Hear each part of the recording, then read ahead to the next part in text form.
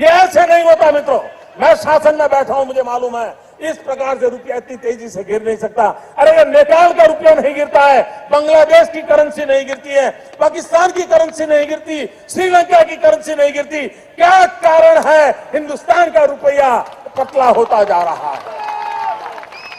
ये जवाब देना पड़ेगा आपको। देश आपसे जवाब मांग रहा है। सरकार ने 1934 में, अंग्रेज सरकार ने, क्योंकि ये अंग्रेजों की सरकार थी, भारतीय रिजर्व बैंक की स्थापना करी। भारतीय रिजर्व बैंक की स्थापना करने के बाद उन्होंने ये कहा कि रिजर्व बैंक कुछ नोट जारी करेगा। क्या जारी करेगा? उनको बोला जाएगा बैंक नोट। देखिएगा, ध्यान देना सारे लोग, इधर ध्यान दो मेरी बात की तरफ। बैंक नोट जारी करेगा। दो नोट होते हैं, एक करेंसी नोट, एक बैंक नोट। 1 रुपए का नोट करेंसी नोट है। कौन सा नोट है? 1 रुपए का नोट है। उसके ऊपर लिखा होता है भारत सरकार। क्या लिखा होता है? ध्यान देना ध्यान से। 1 रुपए के नोट के ऊपर क्या लिखा होता है? भारत सरकार। और भारत सरकार के और क्या क्या नाम है? भारत सरकार के नाम है union of India, Republic of India and government of India. ये 3 नाम है, government of India, union of India, Republic of India. Central government नाम लिखा जाता था जो अंग्रेजी सरकार, अंग्रेजी हुकूमत सल्तनत जो था ना, ब्रिटिश सरकार, उसको लिखा जाता था सेंट्रल गवर्नमेंट। तो जो 1 रुपए से बड़े नोट होते हैं उनको बोलते हैं बैंक नोट। और बैंक नोट छापता है रिजर्व बैंक। और रिजर्व बैंक के नीचे, भारतीय रिजर्व बैंक के नीचे लिखा होता है central government guaranteed by the central government. The central government, समझ गए? भारत सरकार की कोई गारंटी नहीं साहब जी। दी सेंट्रल गवर्नमेंट, जो अंग्रेजी हुकूमत है, उसकी गारंटी है आपके इस 10 रुपए के नोट के ऊपर। जितना 100 रुपए का नोट, 1000 रुपए का नोट रखा है ना, वो रिजर्व बैंक के अंडर आता है, भारत सरकार के अंडर नहीं आता। और रिजर्व बैंक कर्मचारी और बैंक कर्मचारी सरकारी कर्मचारी नहीं होते, वो कंपनी के आदमी होते हैं। अगर आपको ये नहीं पता तो जान लीजिए। और ये मद्रास हाई कोर्ट का फैसला है कि वो सरकारी लोग नहीं होते। कल जब बैंक मैनेजर सुनील के साथ बदतमीजी कर रहा था तो वो बोल रहा था बार बार, तुम सरकारी काम में बाधा डाल रहे हो। तो पता नहीं क्यों वो लोग बोले ही नहीं, अरे तुम सरकारी कहां से हो गए? तुम सरकारी हो ही नहीं। Punjab national bank private bank है भाई साहब। State bank of India private bank है, प्राइवेट है, सरकारी नहीं है ये। और आपको पता ही नहीं कि प्राइवेट है। तो ये सरकारी काम में बाधा देने वाला कोई कानून वहां लागू नहीं होता है, क्योंकि वो सरकारी काम होता ही नहीं। ठीक, अब नंबर 2, ये तो पहली बात। अब बैंक के अंदर चल पड़ी कहानी कि भाई आपको कुछ धन रखना पड़ेगा, और धन जो है वो जब भी जितने भी नोट जारी करेगा रिजर्व बैंक, ये अपनी आरबीआई एक्ट की बात कर रहा हूं 1934 का जो बना, जिसके दम पर जितने भी बैंक उतने बने हैं, वहां पर एक कानून बना कि जितने भी नोट बैंक जारी करेगा उतने ही नोट के बराबर का धन बैंक अपने पास सुरक्षित रखेगा। इसीलिए उसका नाम रिजर्व बैंक है, रिजर्व रखेगा। भारतीय रिजर्व बैंक में उतना ही धन सुरक्षित रहेगा। हमारे जो बड़े बुजुर्ग हैं उनको मालूम है कि आपने एक डायलॉग तो सुना होगा ना उनसे कि भाई जितने नोट छापता उतने का सोना बैंक सरकार अपने पास रखती है। सरकार पे जितना सोना होता है उस हिसाब से नोट छपते हैं। ये लाइन तो सुनी होगी ना। ये लाइन का मतलब ये होता है कि कुछ ना कुछ सोना होता है जो रखना पड़ता है, जिसके बदले में नोट छपते हैं। और वो सोना कितना होता है, अगर आप पेपर करेंसी एक्ट 1882 उठा के देखोगे तो उस पर लिखा होता है 1 रुपया बराबर है 777 मिलीग्राम सोना। ये नहीं लिखा होता, मैं बता रहा हूं पहले, ये नहीं लिखा होता जो मैं कह रहा हूं। असल में क्या लिखा होता है कि जो डिवैल्यूएशन जो पॉइंट था जो मैंने बताया था कि 1 मोहर बराबर है 15 रुपए। जो लूट थी ना वो स्टैंडर्ड में लूट थी। 1 मोहर बराबर 1 मोहर का मतलब 1 तोले सोना। तो 1 तोले सोना का मतलब है 11 ग्राम 664 मिलीग्राम। तो 11.664 को 15 से भाग दोगे तो आंसर आता है 777, यानी 777 मिलीग्राम सोना। यानी आपके 1 रुपए की कीमत है 777 मिलीग्राम सोना। अगर 10 रुपए का नोट आरबीआई छापता है तो इसके बदले में 7.77 ग्राम सोना अपने पास सुरक्षित रखता है। यानी कि अगर 100 रुपए छापता है तो 0.8 ग्राम सोना, 77.7 ग्राम सोना, यानी लगभग 0.8 तोला सोना अपने पास रखेगा। तब जाके अपने को 100 रुपए का नोट देगा। और इस 100 रुपए के नोट के ऊपर लिखा हुआ है, गवर्नर ने साइन करके लिखा हुआ है, मैं धारक को 10 रुपए अदा करने का वचन देता हूं। मतलब जो भी आदमी इस नोट को लेके आएगा, इसका जो रुपया वहां रखा हुआ है, मैं वो रुपया देने के लिए बाध्य हूं। ये आरबीआई की धारा 26 में भी लिखा हुआ है। आरबीआई का सेक्शन 26 कहता है कि आरबीआई बाध्य है किसी भी धारक को उसके बराबर के मूल्य का धन देने के लिए। और धन मतलब सोना, स्टैंडर्ड के बिना कुछ नहीं होगा, यह ध्यान रखना है।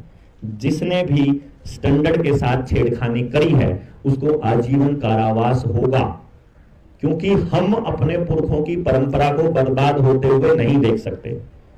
भाई आप सोचो, सरकार ये कह दे कि आपके इस नोट के बदले कोई स्टैंडर्ड नहीं है, कोई सोना नहीं है, इसकी कोई वैल्यू है क्या?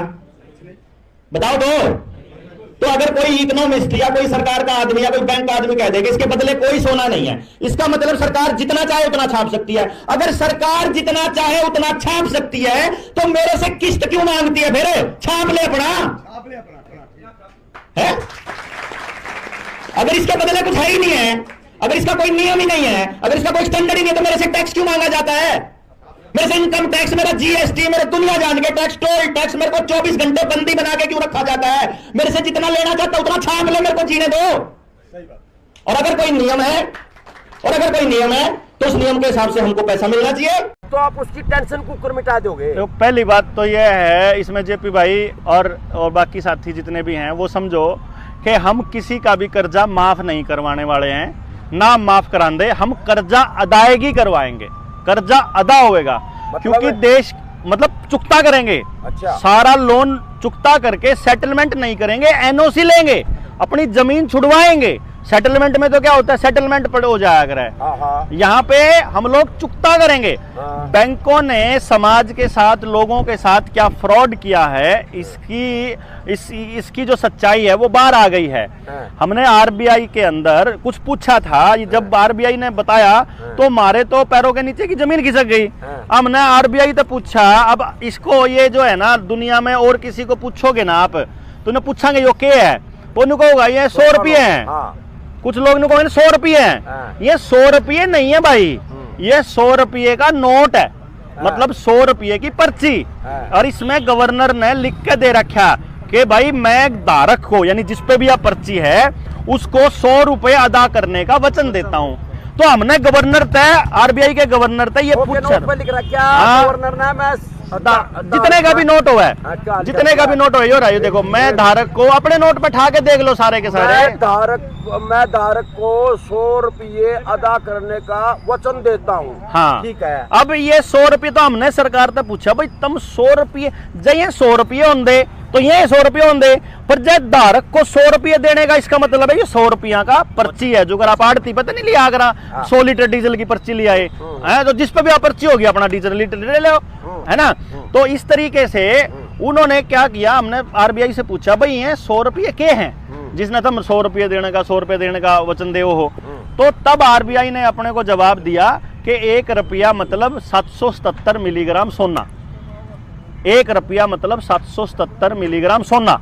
और इसके बारे में हमारे जो साथी हैं अभी कुछ दिनों के बाद वो इसकी पूरी पोल पट्टी खोलेंगे देश के अंदर। जिस दिन 1 लाख लोग समझे हुए हमारे पास हो गए पूरे देश में, उस दिन हम ये पूरी सच्चाई दुनिया के सामने बड़े प्लेटफॉर्म से लेकर के आएंगे। फिलहाल के लिए हम क्या कर रहे हैं, लोगों को सिर्फ बता रहे हैं कि आप लोगों के साथ हो रहा है फ्रॉड। फ्रॉड कैसे हो रहा है ये समझो।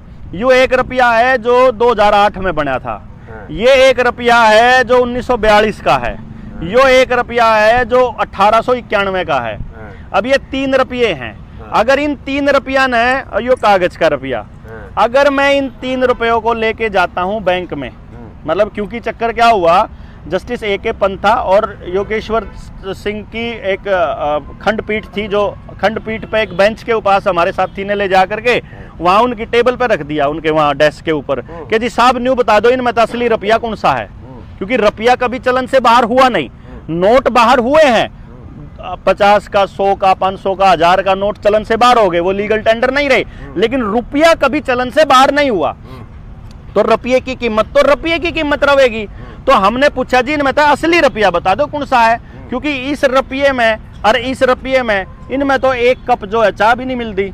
और ये जो रुपया है, ये जो 1891 वाला, इसमें मिल जा हमने 1 क्विंटल तूड़ी है, इसमें मिल जा हमने मतलब दूसरे में आधा क्विंटल तूड़ी। तो ये जो योगेश्वर सिंह पंथार हुए कहने लगे, जो एक पंथार है, तो भाई ये तो दूसरा साथी था जो खड़ा है, बोला ये तो चांदी का रुपया है। बोला चांदी सोने का नहीं, अगर रुपया तो रुपया ही होगा। जो अगर किलो है, 1 किलो बट्टा मतलब लकड़ी का हो, चाहे पत्थर का हो, चाहे सोने का हो, चाहे लोहे का हो, 1 किलो तो 1 किलो है ना बराबर में। तो रुपया है।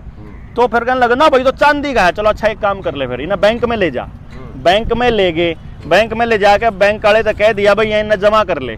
बैंक ने जमा कराया 4 रुपया में। वो बोला 4 रुपये हैं। अच्छा मखा, इसका मतलब जो 4